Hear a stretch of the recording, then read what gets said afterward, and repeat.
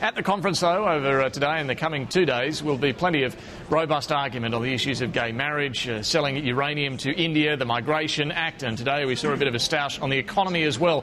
The left's one of the left faction leaders, Doug Cameron, gave a fairly stirring speech about the need to put jobs ahead of returning to surplus, and even canvassed options for introducing a new financial transactions tax and even widening the mining tax. This was all rejected by the conference, the right holding the numbers there in a fairly comfortable vote. But not before an argument between Doug Cameron and some on the other side, the Treasurer and the Assistant Treasurer, Bill Shorten. And Bill Shorten joins me now.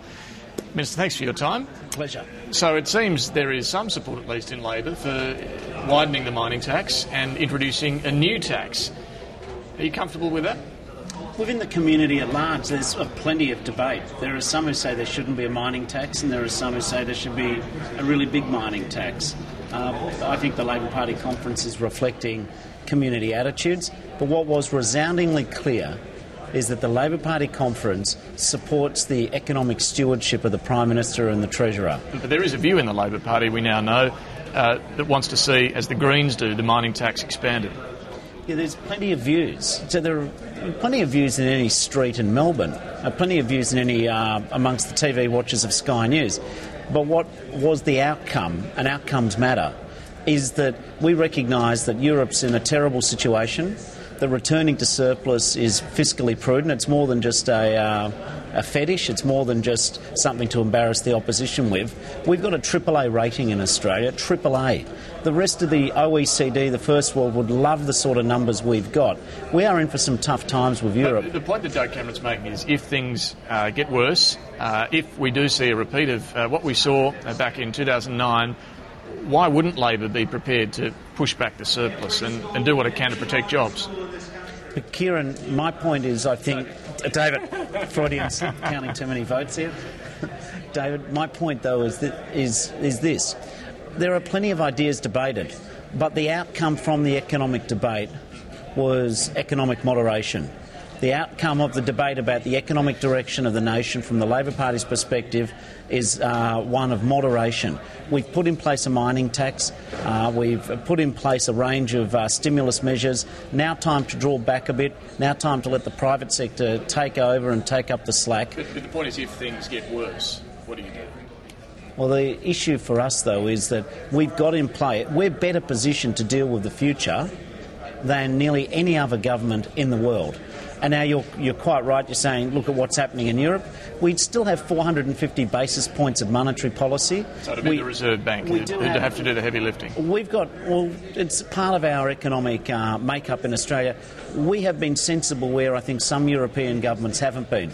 We're prepared to tell people that we need to tighten our belts. We're prepared to have an independent central bank who can dial up or dial down economic activity through setting the cash rate of money. So we've got more levers available in Australia for the very difficult times that are ahead. Now, the main game, it seems, at this conference is the stoush over gay marriage. That'll happen tomorrow. There have been a number of meetings going on, I know, throughout the day today amongst the right faction to try and hold the line on this. How's that going?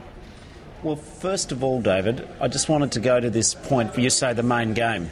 The main game may be for the media, maybe a debate about same-sex relationships and what Labor Party's policy is on these matters. You don't think more time is being spent by delegates here trying to work out this issue? Oh, I know where they're spending their time, and this will be one debate. It's an important debate, but I just wanted to just state straight up that whilst that may be the most interesting or sexy issue for the media... And a lot of the delegates. Well, no, I'm not convinced of that. We're a party who's committed to going forward. We're interested in being positive about Australia's future. Today, and it won't be as interesting as the issue that you've asked me about, we're dealing with education, environment, policy. This morning we'll talk about the economy and jobs. Tomorrow we'll talk about National Disability Insurance Scheme. So there's a lot going on. But to specifically answer your question about the same-sex marriage, there's plenty of discussion going on. There are strongly held views. There are some people who believe very strongly that marriage equality should be reflected in the platform. There's others who equally passionately believe that marriage is between a male and a female. What's your view? Well, I'm undecided. What I do certainly... You don't have a view yourself? Well, no, I'm undecided. Not everything... How can you be undecided? I'm quite stunned at this. Everyone seems to have a view on this by now. Well, actually, I think you'll find that there's a lot of Australians who might have the view I'm about to express to you. They don't really mind how people live their lives. They respect people's relationships, but they're not losing a lot of sleep about whether or not the Labor platform has one policy or the other. They're not losing a lot of sleep over this issue compared to getting the food on the table, having a good job, getting good education. You come here as a delegate, as a minister at the Labor conference where this is one of the key issues being debated. And you're honestly saying 24 hours out you haven't decided? Oh, no, let's be clear. I thought you were referring to my view about changing the Marriage Act. I'm very clear that I support the Prime Minister's position on a conscience vote. No, but I'm talking about the Marriage Act. That's what you're discussing That here issue, tomorrow. if we have a conscience vote, will have to be dealt with in the Parliament at some future point. I've got too much... But in terms of changing the party platform on whether the Labor Party should support gay marriage... I don't think we've seen what the final position is on that yet, so it'd be premature to make a judgment. All right, but you will back the idea, if there is a change to the platform, you will back the idea of a conscience vote for Labor MPs? Oh, I think the conscience vote is the important part of this debate. And will there be enough support for that to happen? Well, I hope so, and I believe so. I think that it's part of this debate about same-sex relationships is about equality. It often gets overlooked that the government has changed 84 separate pieces of legislation to stop gay people being discriminated against. So there is very strong runs on the board, but this debate has to be one based on respect. There are people who sincerely and deeply hold the conviction that marriage and the Marriage Act is about the marriage between a man and a woman, that people have strong faith, and you can't just simply dismiss their view. That's a strong view. By the same token, this party doesn't believe in discriminating against people based on their relationship choices. I think most Australians genuinely are happy how people live their lives, so long as they're supportive, so long as they're contributing. You know, I think a lot of Australians are not angst-ridden about this debate, but for some people it is very important. Your own right faction, though, is split on this. There's a big division. I think there's divisions within the community. I wouldn't want to generalise too much. You could generalise the people of strong religious conviction. Many of them are against changing the Marriage Act. You could generalise that younger people have a different view, but I know those labels don't fit.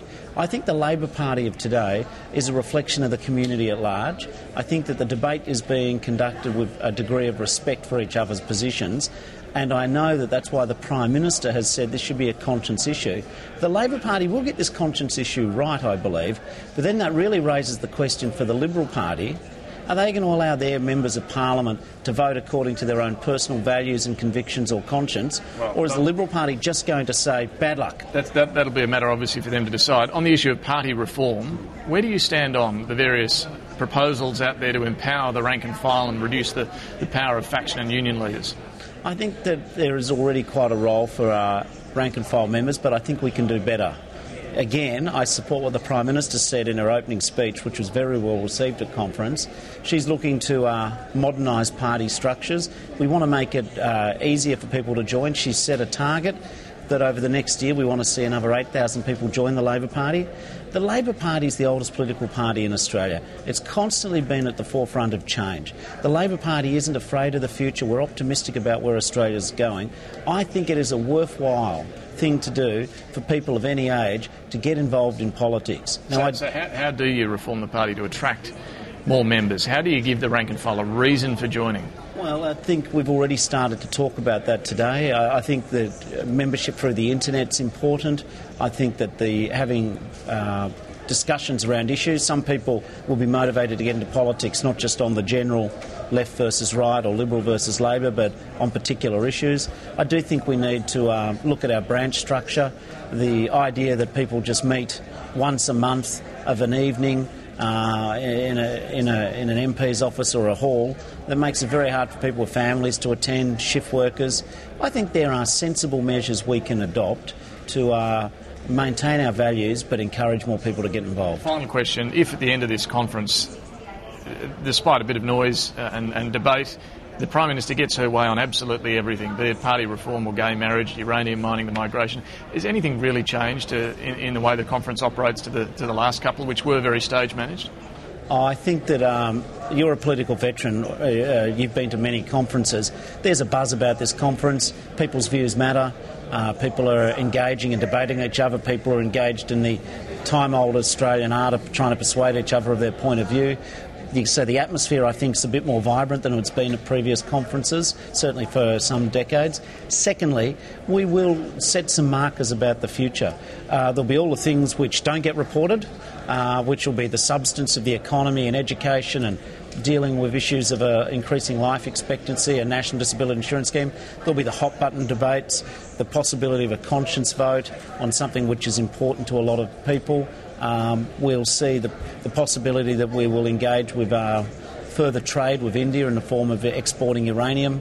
We'll see party reform. I think we've seen an endorsement of the government's economic direction, which is very important at a time of economic uncertainty elsewhere. And I think this conference is a rewarding conference to be involved in, and it will lead with the Prime Minister's position being enhanced at the end of the 3 days. All right, Assistant Treasurer Bill Shorten, we'll let you get back into the conference. Thank you for joining us this afternoon. Thanks, David.